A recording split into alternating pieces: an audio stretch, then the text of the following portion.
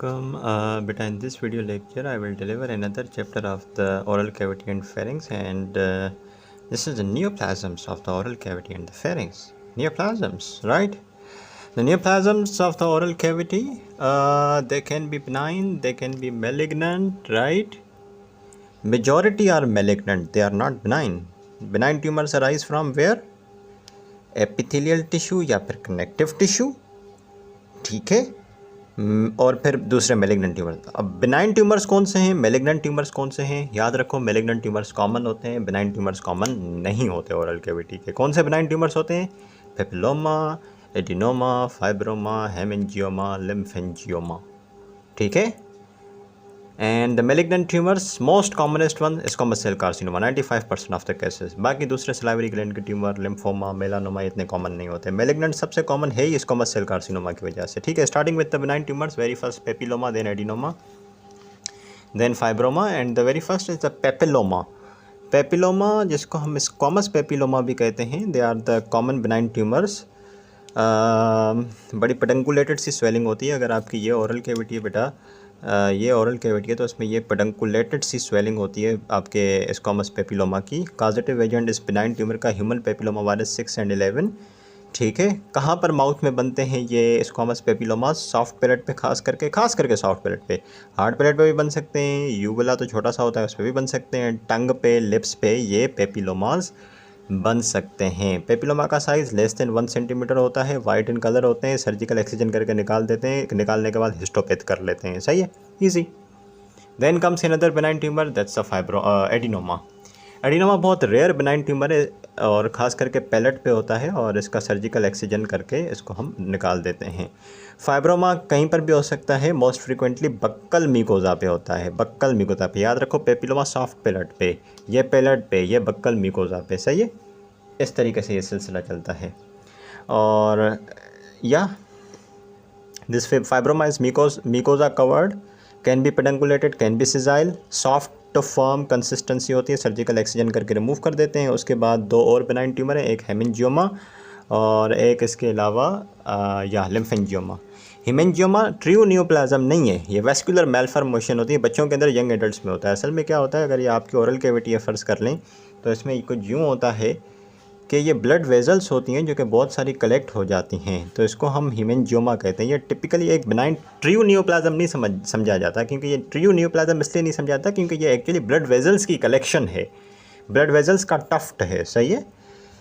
3 तरह का होता है, डिपेंड करता है इसमें किस तरह की ब्लड वेजल्स हैं। अगर कैपिलरीज हैं तो कैपिलरी हेमेंजियोमा, और कैवर्नस, अगर मतलब इसके अंदर साइनसोइड्स हैं तो इसको कैवर्नस हेमेंजियोमा कहते हैं। अगर कैपिलरीज हैं तो कैपिलरी हेमेंजियोमा, अगर इसके अंदर साइनसोइड्स हैं तो कैवर्नस हेमेंजियोमा, और अगर दोनों हैं तो फिर मिक्स्ड कहते हैं, सही है। एक्सीजन डायथर्मी के थ्रू, सर्जरी के थ्रू, लेज़र के थ्रू करते हैं, सही है, इस तरीके से। अगर छोटा हेमेंजियोमा हो तो, अगर बड़ा हो तो फिर उसमें पहले इसकी जो फीडर आर्टरी होती है ना, जो फीडर आर्टरी होती है उसको हम एम्बोलाइज कर देते हैं। अगर लार्ज लेयन है तो एम्बोलाइजेशन कर देते हैं, ठीक है बच्चा, embolisation of the feeder artery, right, that's it. उसके बाद lastly comes the benign tumour, that is the या lymphangioma. Just a second, hold on here. Lymphangioma involves the anterior 2/3 of the tongue. कुछ इस तरीके से आपकी टंग होती है, इसका ये एंटीरियर 2/3 होता है, ये पोस्टीरियर 1/3 होता है, और इस एंटीरियर 2/3 के अंदर जो है लिम्फेंजियोमा बनता है। स्मॉल लेजन को तो सर्जिकली एक्साइज करते हैं कम्प्लीटली, ठीक है। लेकिन अगर छोटा सा लेजन होगा तो उसको तो सर्जिकली रिमूव कर देंगे, लेकिन अगर डिफ्यूज़ लेजन है कुछ इस तरीके से, तो इसमें तो सर्जिकल एक्सीजन बड़ी मुश्किल होती है, ठीक है बच्चा। सो या this is all about the benign tumors. Now comes the squamous cell carcinoma, the malignant tumors which are actually the most common ones. Bye the way ये हेमेंजियोमा है, आप अगर इस पिक्चर से देख लो तो squamous cell carcinoma malignant tumour है। इसकी इटियोलॉजीज जो है वही मुंह का कैंसर होता है, गुटखा पान छलिया खाने की वजह से, स्मोकिंग की वजह से, डाइटरी डेफिशिएंसीज़ की वजह से, खास करके फॉलिक एसिड, विटामिन सी की डेफिशिएंसी, शराब पीने की वजह से, अल्कोहल की वजह से, विटामिन बी कॉम्प्लेक्स, आयरन की डेफिशिएंसी, एंटीऑक्सीडेंट्स की डेफिशिएंसी, ठीक है। मर्द हजरात में ज़्यादा होता है, 50 से 60 साल की उम्र में ज़्यादातर होता है ये, ठीक है बच्चा, इस तरीके से। अब इसकी एक TNM क्लासिफिकेशन दी हुई है कि T represent the stage of the cancer and refer to the stage of the cancer के ओरल कैविटी में क्या स्टेज है कैंसर की, ठीक है, और कहाँ तक वो स्प्रेड हो चुका है। And refer to oral cavity की बात हो रही है कि ओरल कैविटी के अंदर ट्यूमर की स्टेज क्या है। Then comes the nodal involvement, lymph node involvement, then comes the metastasis. Let's first talk about the primary tumour. It is said to be TX when unable to assist the primary tumour. आपको mouth के अंदर किसी किस्म का tumour नज़र नहीं आ रहा, कोई ट्यूमर नहीं है, कोई ट्यूमर है ही नहीं माउथ के अंदर, तो it is said to be the TX stage. So I and you I think are at the TX stage if I'm not wrong. T0 is said to be no evidence of the primary tumor. There is, देखो मैं इसको आसान करता हूँ, देखो let's suppose I am 23-year-old male. I do not use any betel nut, pan gutka chhalia, and I do not have any tumor in my mouth, cancer in the mouth, squamous cell carcinoma in the mouth. It is said to be TX. My friend is 25-year-old. He used to have, पान गुटखा खा लिया 2 to 3 times a day. तो उसमें evidence, उसमें chance ज़्यादा, उसमें भी squamous cell carcinoma mouth के अंदर नहीं है उसके भी, लेकिन उसके अंदर एक रिस्क तो है ना मेरे कंपैरिजन में। मैं बिल्कुल रिस्क फ्री हूँ। आई डोंट टेक दिस पान गुटखा खा लिया, but my friend does take. दोनों के अंदर स्क्वामस सेल कार्सिनोमा नहीं है, लेकिन I stay at the TX stage, he stage at the T0 stage because of the risk factors. उसके बाद comes the carcinoma institute. Cancer है लेकिन लिमिटेड है बेसमेंट मेम्ब्रेन पे, तो उसको हम कहते हैं TIS, ठीक है जी। उसके बाद कैंसर, अब प्रॉपर कैंसर आ गया, ठीक है। अगर ट्यूमर जो है 2 सेंटीमीटर से छोटा है तो T1, and then T2 stage जब ट्यूमर 2 सेंटीमीटर से बड़ा है लेकिन 4 सेंटीमीटर से छोटा है, देन T3 जब ट्यूमर 4 सेंटीमीटर से बड़ा है, ठीक है। T4 जब look what happens when the primary tumor invade the cortical bone and involves the inferior alveolar nerve, floor of the mouth or skin of the face, nose or the chin, ठीक है। कहाँ मौजूद है squamous cell carcinoma? Lip पे मौजूद है। और यहाँ से देखो, यहाँ तक जो स्टेज ना T3 तक ट्यूमर मौजूद था सिर्फ और सिर्फ माउथ के अंदर, छोटा सा ट्यूमर था, आगे पीछे नहीं गया था। जहाँ पे था प्राइमरी ट्यूमर वहीं पे था। लिप पे ट्यूमर मौजूद था, वहाँ से कहाँ गया? इन्फीरियर अल्वियोलर नर्व को इन्वॉल्व किया, फ्लोर ऑफ द माउथ में गया, स्किन ऑफ द फेस पे गया, ख़त्म। उसके बाद T4A ओरल कैविटी के अंदर था, ठीक है। और फिर ट्यूमर इन्वेड कर गया कॉर्टिकल बोन में, डीप टंग के मसल्स में, मैक्सिलरी साइनस में, स्किन ऑफ द फेस में। T4B ट्यूमर ओरल कैविटी के अंदर ही था, लेकिन अब कहाँ चला गया? उसके अलावा मेस्टिकेटर स्पेस, टेरिकॉइड प्लेट, स्कल बेस, यानी कि इससे भी ज़्यादा आगे, इस स्टेज से भी ज़्यादा आगे, स्कल बेस में, इंटरनल कैरोटिड आर्टरी में। समझ आई बात? TX no cancer no risk, T0 no cancer some risk factor, TIS carcinoma in situ, T1 tumour जिस जगह पे है वहीं पे 2 सेंटीमीटर से छोटा है, T2 ट्यूमर जिस जगह पे है वहीं पे 2 सेंटीमीटर से बड़ा, 4 सेंटीमीटर से छोटा, T3 ट्यूमर जहाँ पे है वहीं पे मौजूद है लेकिन 4 सेंटीमीटर से बड़ा है। T4 जो है ना, इसमें ट्यूमर जो है एक्सटेंड करता है। लिप पे मौजूद था कैंसर स्क्वामस सेल कार्सिनोमा, फिर वहाँ से इन्फीरियर अल्वियोलर नर्व को इन्वॉल्व किया, फ्लोर ऑफ द माउथ को इन्वॉल्व किया, स्किन ऑफ द फेस को इन्वॉल्व किया। T4B, T4A और T4B, T4A ओरल में था, T4B भी ओरल में था, लेकिन एक्सटेंशन का फ़र्क है। T4A कहाँ जाता है? कॉर्टिकल बोन में, मैक्सिलरी साइनस में, टंग के मसल्स में। T4B थोड़ा और ऊपर स्कल बेस में जा सकता है, इंटरनल कैरोटिड आर्टरी में जा सकता है, टेरिकॉइड प्लेट को इन्वॉल्व कर सकता है। सही है बच्चा?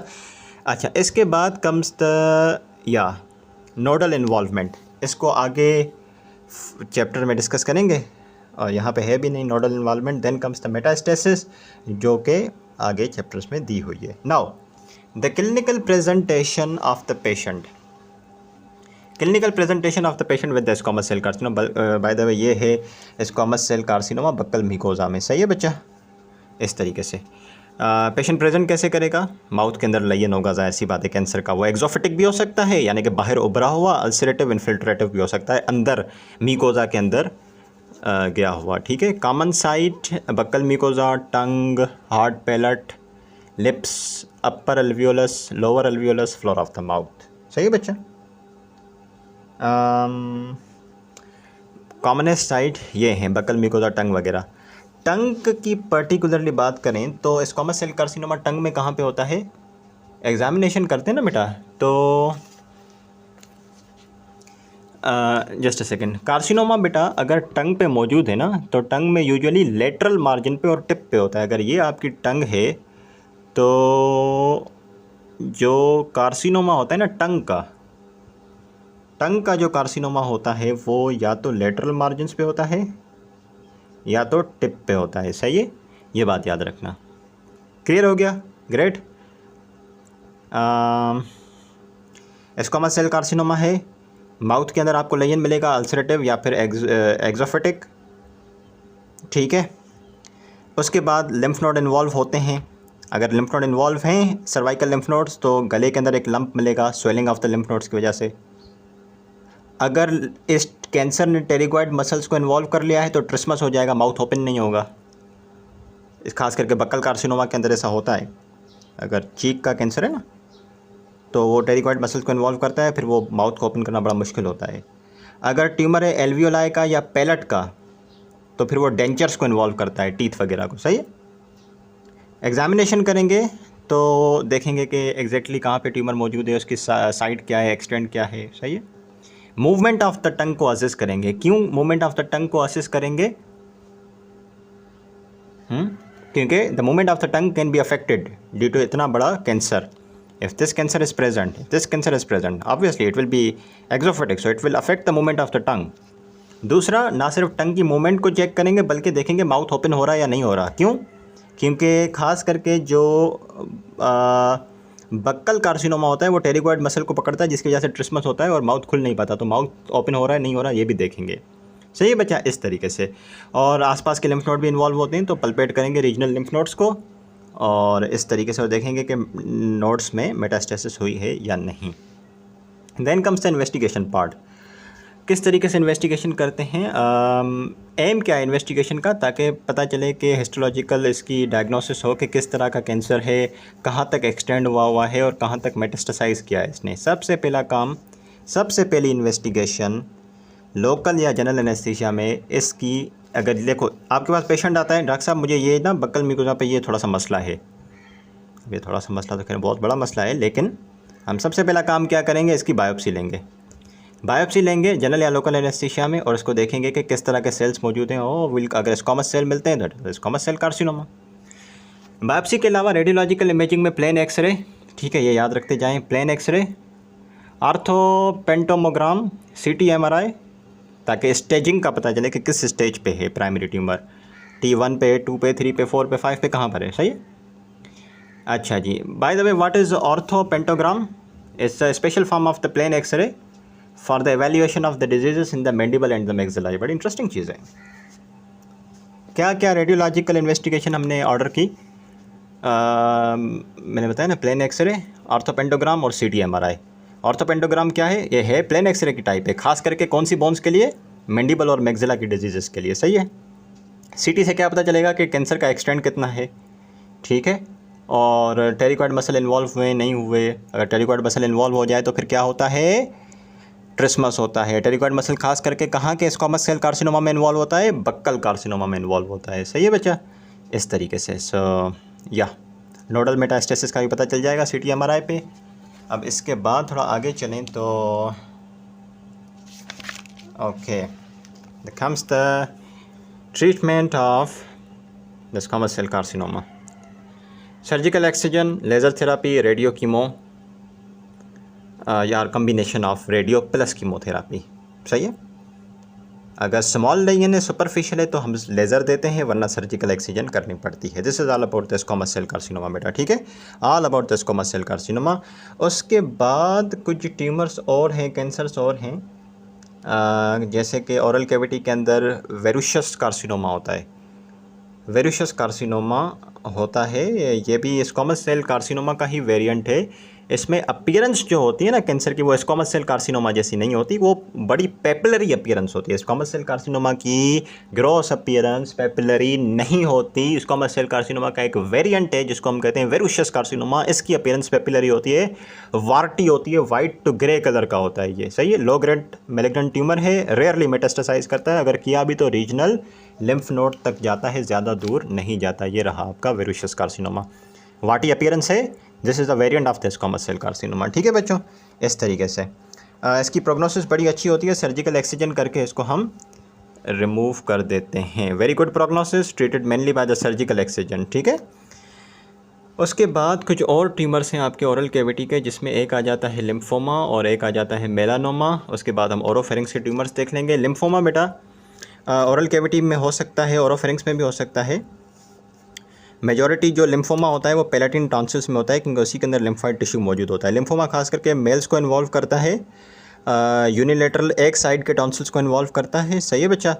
टॉन्सिल्स को रिमूव करते हैं, टॉन्सिल रिमूव हो जाएगा तो ये ट्यूमर रिमूव हो जाएगा। टॉन्सिल रिमूव करने के बाद उसकी हिस्टोपैथ करते हैं, ट्रीटमेंट वही सर्जरी करके टॉन्सिल रिमूव करते हैं, रेडियो सर्जरी के साथ देते हैं। ठीक है, या पहले कोशिश करते हैं कि रेडियोथेरापी देते हैं ताकि ट्यूमर जो है श्रिंक हो जाए, उसके बाद हम सर्जरी करते हैं, सही है। ओके जी, उसके बाद एक और मेलानोमा है, बड़ा रेयर ट्यूमर है ओरल कैविटी और ओरोफेरिंक्स का। इस सब के बाद now comes the tumours of the oropharynx. Right बेटा, ट्यूमर्स ऑफ द ओरोफेरिंक्स या ओरोफेरिंक्स की मैं आपको थोड़ा सा समझाऊं बातें, एक सेकंड। या कुछ पहले बाउंड्रीज बताई हुई हैं ओरोफेरिंक्स की। ओरोफेरिंक्स की रूफ बनती है सॉफ्ट पैलेट से, याद रखें, ठीक है। और जो फ्लोर बनता है ओरोफेरिंक्स का वो पोस्टीरियर 1/3 ऑफ टंग से बनता है। अगर ये मैं बनाने की कोशिश करूं तो ये आपका नोज़ है, सही है, कुछ इस तरीके से ये पैलेट है और ये टंग है, ये सॉफ्ट पैलेट है, कुछ इस तरीके से होता है ना। तो ये आपका ओरोफेरिंक्स है, सही है, ये ओरोफेरिंक्स है। ओरोफेरिंक्स की छत जो है किसने बनाई? सॉफ्ट पैलेट ने। और फ्लोर किसने बनाया? पोस्टीरियर 1/3 ऑफ द टंग ने, ठीक है, पोस्टीरियर 1/3 ऑफ द टंग ने फ्लोर बना दिया। छत किसने बना दी? आपकी सॉफ्ट पैलेट ने, सही है बच्चों। इस तरीके से lateral wall is formed by the tonsils and the pillars. Lateral wall यहाँ से नहीं दिखेगी क्योंकि ये लेटरल व्यू है। लेटरल व्यू देखने के लिए लेटरल वॉल हटानी पड़ती है। पोस्टीरियरली क्या है बेटा? पोस्टीरियर फेरेंजियल वॉल है, सही है।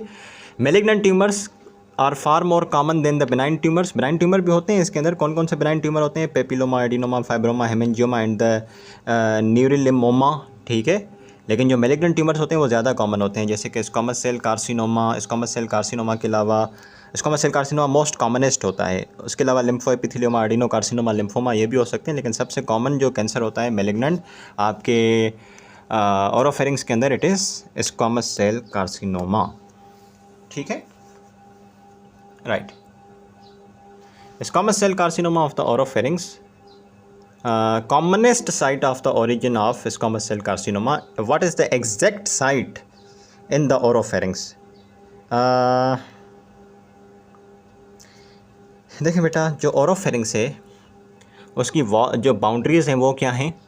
पीछे पोस्टीरियर फेरेंजियल वॉल, सही है। तो यहाँ पे भी स्क्वामस सेल कार्सिनोमा ओरोफेरिंक्स का अराइज हो सकता है। रूफ इसकी सॉफ्ट पैलेट है तो यहाँ पे भी स्क्वामस सेल कार्सिनोमा ओरिजिनेट हो सकता है। फ्लोर में पोस्टीरियर 1/3 है टंग का, तो यहाँ पे भी आपका स्क्वामस सेल कार्सिनोमा ओरिजिनेट हो सकता है। या फिर इसकी जो लेटरल वॉल होती है ओरोफेरिंक्स की, जो कि टॉन्सिल्स और पिलर्स से बनती है, उसमें भी स्क्वामस सेल कार्सिनोमा हो सकता है, ठीक है। तो soft palate, uvula, posterior pharyngeal wall, posterior 1/3 of tongue, यहाँ से ये ओरिजिनेट हो सकता है। ग्रॉसली देखें तो बड़ा एक्सोफिटिक या फिर अल्सरेटिव होता है या फिर इन्फिल्ट्रेटिव टाइप का होता है। देखो, एक्सोफिटिक, अल्सरेटिव, इन्फिल्ट्रेटिव, ये क्या टर्म्स होती हैं? अगर ये आपकी वॉल है, यहाँ से ये बाहर आ रहा है ट्यूमर, तो एक्सोफिटिक कहलाता है। अल्सरेटिव क्या होता है? अल्सरेटिव का मतलब ये था कि ट्यूमर बाहर ही आता है लेकिन यहाँ पे साथ में अल्सर भी बनता है। इन्फिल्ट्रेटिव, जब ट्यूमर बाहर ना आए, बाहर आने के बजाय अंदर इन्फिल्ट्रेट कर जाए, ठीक है। 3 तरह के स्क्वामस सेल कार्सिनोमा होते हैं ओरोफेरिंक्स के, वेल डिफरेंशिएटेड, मॉडरेटली डिफरेंशिएटेड और पुअरली डिफरेंशिएटेड। सही बच्चों, किसी इंडिविजुअल के ओरोफेरिंक्स में squamous cell carcinoma patient present कैसे करेगा? गले का कैंसर है तो सोर थ्रोट होगा, mild in character, mild sore throat, difficulty in swallowing, ज़ाहिर सी बात, इतना बड़ा कैंसर है गले के अंदर तो स्वालो करने में मुश्किल होगी। और गले में कैंसर है तो वहाँ से रेफर्ड ओटल्जिया होती है, सही है। और रेफर्ड ओटल्जिया के अलावा एनलार्ज सर्वाइकल लिम्फ नोड, क्योंकि कैंसर जाता है मेटास्टासाइज करके सर्वाइकल लिम्फ नोड में। माउथ से ब्लीडिंग आती है। चेंज ऑफ द वॉइस, क्योंकि गले के अंदर इतनी बड़ी ऑब्स्ट्रक्शन मौजूद है, इतना बड़ा कैंसर मौजूद है, तो वॉइस भी चेंज होगा। ठीक है, बाद में सही लेकिन होगा। इन्वेस्टिगेशंस क्या ऑर्डर करते हैं बेटा इस केस में? Investigations we order direct laryngoscopy. Direct laryngoscopy examine the posterior 1/3 of the tongue and the extension of the tumour lower down. अगर आप कुछ और याद नहीं भी कर सकते, अगर आपसे कोई पूछे एक इंडिविजुअल है जिसके ओरोफेरिंग्स में स्क्वामस सेल कार्सिनोमा है, तो क्या इन्वेस्टिगेशन ऑर्डर कर सकते हैं जिससे आपको अच्छे से अच्छा दिख जाएगा कैंसर? तो वो होती हैं बेटा डायरेक्ट लैरिंगोस्कोपी और बायोप्सी करते हैं। बायोप्सी तो ज़रूरी है ताकि पता चले कि किस वैरायटी का कैंसर है, स्क्वामस सेल कार्सिनोमा है, एडिनो कार्सिनोमा है। ठीक है, और रेडियोलॉजिकल इन्वेस्टिगेशन CT MRI और एक्सरे वगैरह करते हैं। ट्रीटमेंट ऑप्शन इस स्क्वामस सेल कार्सिनोमा के लिए वो है रेडिएशन थेरापी। ठीक है, क्योंकि ये ट्यूमर बड़ा डिफ्यूज़ होता है तो इसलिए इसको रेडियो देनी पड़ती है। सर्जरी नहीं कर सकते क्योंकि बड़ा डिफ्यूज़ ट्यूमर होता है, कैंसर होता है। Surgery is indicated in cases when the tumour is localised and the resectable. अगर एक जगह पे टिका हुआ है कैंसर और ये मेटास्टासाइज नहीं हुआ आगे पीछे, तो फिर तो सर्जरी हो जाएगी। लेकिन अगर डिफ्यूज़ ट्यूमर है और आगे मेटास्टासाइज हो चुका है, तो फिर उस केस में सर्जरी तो नहीं कर सकते ना। कहाँ से आप सर्जरी करके कैंसर को निकालोगे? तो उस केस में आप क्या करते हो बेटा? रेडियो देते हो। सही है। इसके बाद एक और ट्यूमर आता है, मैं इसको डिस्कस करता हूँ। I am done speaking, discuss करते हैं इसको। ठीक है बेटा। बेटा lymphoepithelioma, another malignant cancer of the oropharynx. It's by the way a variant of the squamous cell carcinoma. ये poorly differentiated squamous cell carcinoma है। इसके अंदर आपको लिम्फोसाइट्स मिलेंगे। ठीक है, तो ये बड़ी इंटरेस्टिंग बात है बेटा, ये याद रखने की बात है कि lymphoepithelioma is a type of the squamous cell carcinoma of the oropharynx, और ये पुअरली डिफरेंशिएटेड टाइप होता है और इसके अंदर आपको लिम्फोसाइट्स मिलेंगे। यंगर पेशेंट में ये होता है, खास करके ओरोफेरिंग्स में टॉन्सिल्स को ये अफेक्ट करता है, लेटरल वॉल में बेस ऑफ टंग को, वेलिकुला को अफेक्ट कर सकता है। ट्रीटमेंट इसका रेडिएशन थेरापी देकर इसको ख़त्म कर देते हैं। सही है बच्चा। Now tumours of the hypopharynx, जिसको हम लेरिंगोफेरिंग्स भी कहते हैं। So the tumours of the hypopharynx depending on the region of the hypopharynx. Hypopharynx को 3 हिस्सों में डिवाइड किया गया है। एक पायरिफॉर्म फोसा, एक देखो अगर ये आपका हाइपोफेरिंग्स है ना बेटा, ये एंटीरियर साइड है, ये पोस्टीरियर साइड है, तो 3 हिस्से हैं आपके हाइपोफेरिंग्स से जहाँ से ट्यूमर निकल सकता है। एक तो इस पोस्टीरियर फेरिंजियल वॉल में से निकल सकता है। ठीक है, और एक होता है क्रिक्वाइड कार्टिलेज, उसके नीचे जो हिस्सा होता है आपके हाइपोफेरिंग्स का, क्रिक्वाइड कार्टिलेज के नीचे, उसको हम कहते हैं पोस्ट क्रिक्वाइड रीजन। और एक होता है पायरिफॉर्म फोसा, तो उस फोसा में से भी ये ट्यूमर ओरिजिनेट हो सकता है। हाइपोफेरिंग्स से ट्यूमर अराइज हो सकते हैं। तो हाइपोफेरिंग्स से ट्यूमर कहाँ से निकल सकते हैं? Posterior wall of the pharynx, posterior wall of the hypopharynx, post cricoid region और pyriform fossa. Benign tumours are exceptionally uncommon, particularly all the tumours are malignant. तो आपने हाइपोफेरिंग्स देखा, पीछे ओरोफेरिंग्स देखा, सब में मेलिग्नेंट ट्यूमर्स कॉमन है, benign tumours common नहीं है। बेनाइन ट्यूमर कौन कौन से होते हैं? पेपिलोमा, एडिनोमा, फाइब्रोमा, लियोमायोमा और लाइपोमा। ठीक है, लेकिन ये कॉमन नहीं होते। कॉमन कौन है? Malignant tumour. कौन सा malignant tumour? Squamous cell carcinoma. ठीक है, पायरिफॉर्म फोसा के अंदर 60% कैंसर देखने को मिलेंगे, पोस्ट क्रिक्वाइड में 30%, और सबसे कम जो है हाइपोफेरिंग्स में जो ट्यूमर अराइज होते हैं वो पोस्टीरियर फेरिंजियल वॉल से अराइज होते हैं। ठीक है, तो पहले देख लेते हैं ज़रा कार्सिनोमा ऑफ द पायरिफॉर्म फोसा, फिर पोस्ट क्रिक्वाइड रीजन, उसके बाद फिर posterior pharyngeal wall. Carcinoma of the पायरिफॉर्म fossa मर्द हज़रात में ज़्यादा कॉमन होता है 40 साल की उम्र के बाद। और एक बात आपको पता होनी चाहिए कि पायरिफॉर्म फोसा का जो लिम्फेटिक ड्रेनेज होता है वो बहुत ज़्यादा होता है।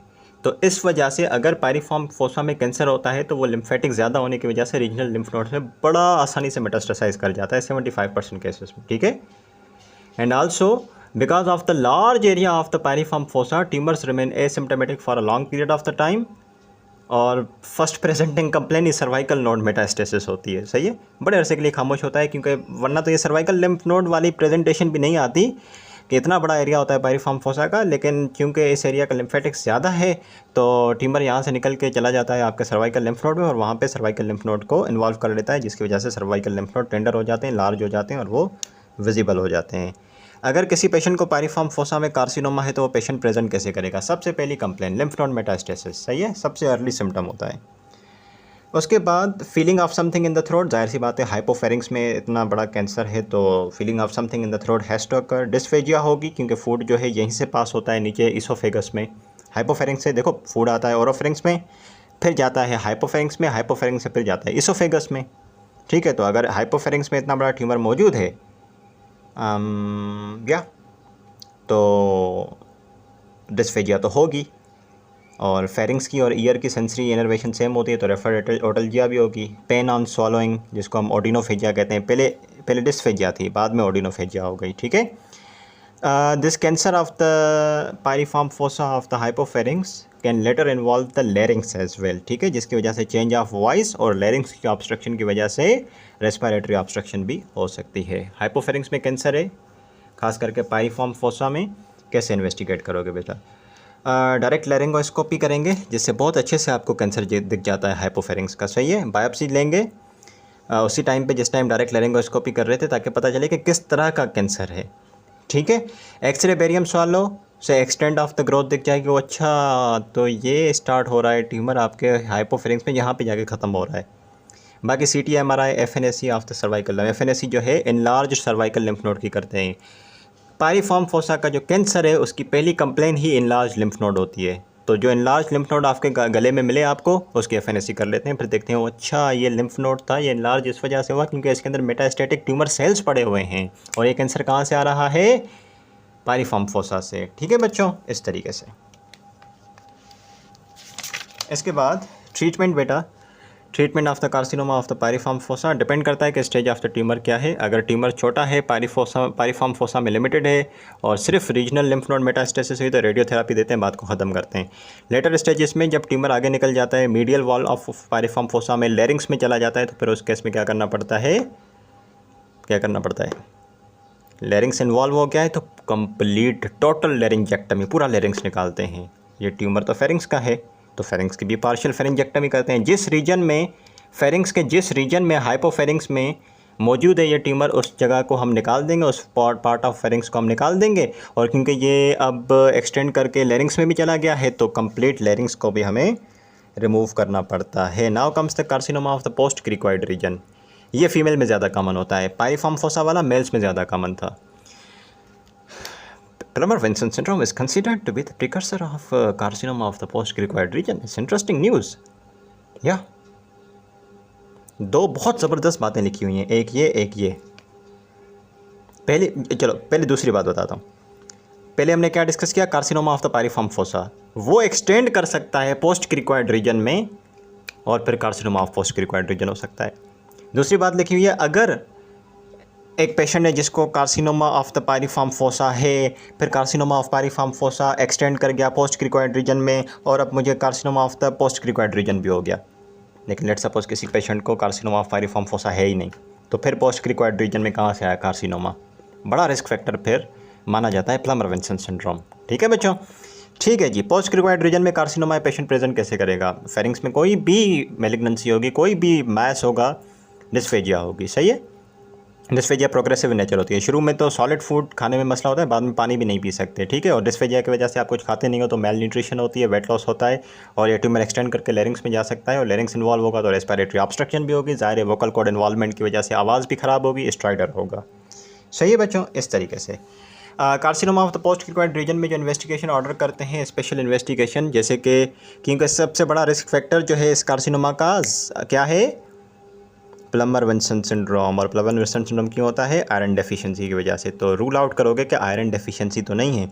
आपने CBC करवाया, आयरन डेफिशिएंसी मिली, आयरन प्रोफाइल करवाया, आयरन डेफिशिएंसी मिली, आयरन डेफिशिएंसी मिली, फिर आपका लिंक गया प्लमर-विंसन सिंड्रोम की तरफ, प्लमर-विंसन सिंड्रोम से आपका लिंक गया carcinoma of the post cricoid region. सही है, आयरन के जितने भी टेस्ट होते हैं, total serum iron binding capacity, serum folate वगैरह, इस तरीके से।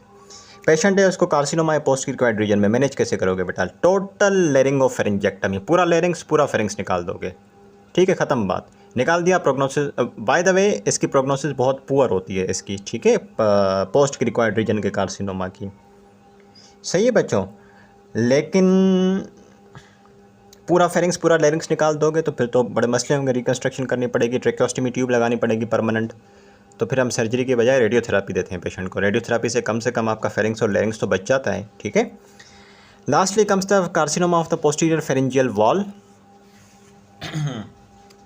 This is the cancer of the hypopharynx. ये फिर से मेल्स में होता है above 50 years of the age. This variety is very less, सिर्फ 10%। मैंने पीछे भी बताया था कि ये बहुत लेस कॉमन होता है। ग्रोथ एक्जोफिटिक भी हो सकती है बेटा, अल्सरेटिव भी हो सकता है, सही है। और लिम्फ नोड मेटास्टेसिस होती है, बायलैटरली डिस्फेजिया, तीनों में ज़ाहिर सी बात है डिस्फेजिया होगी। फिर डोमिनेंट सिम्टम है समटाइम्स। अच्छा, ये वाहिद कैंसर है जिसके अंदर आपने एक नई चीज़ देखी है, वो है स्पिटिंग ऑफ द ब्लड। ठीक है, ये बात याद रखना। अगर स्मॉल लोकलाइज ट्यूमर है तो उसको लेटरल फेरिंजेक्टमी से आप इसको एक्सरसाइज कर लेते हो, लेटरल फेरिंजेक्टमी करके। लेकिन अगर एडवांस्ड केस है, बहुत बड़ा ट्यूमर है, तो उसमें टोटल लेरिंगो फेरिंजेक्टमी करनी पड़ती है। कंप्लीट लेरिंग्स, कंप्लीट फेरिंग्स निकालना पड़ता है। अगर आप लेरिंग्स और फेरिंग्स को प्रिजर्व करना चाहते हो, बचाना चाहते हो, आप चाहते हो ये भी ना निकालें और कैंसर भी सही हो जाए, तो फिर उस केस में बेटा radiotherapy is option, radiotherapy is the option. ठीक है बच्चों, so this is all about this lecture. Thank you so much बेटा, क्लास डिसमिस्ड।